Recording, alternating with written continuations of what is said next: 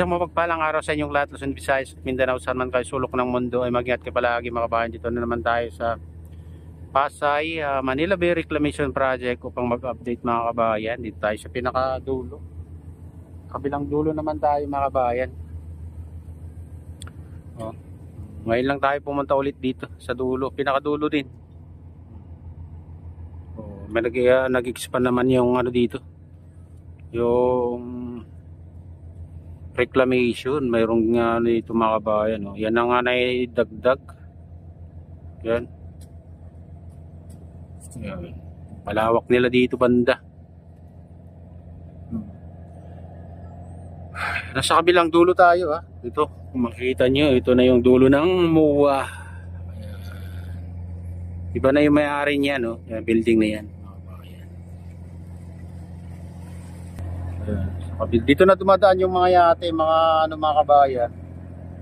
Mga ferry boat dyan. Malapit sa bridge sa Jokno Street mga kabayan.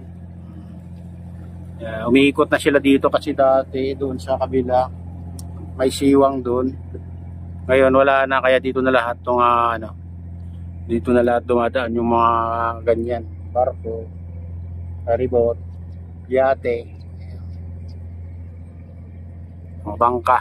Ayan, dito na. Umiikot na sila dito mga kabayan papunta sa gitna doon banda. Ayan, nyo. Palawak ng palawak. Ito yung huling island na ginawa nila dito sa tapat ng MOA mga kabayan. Makikita nyo. Talagang ano siya.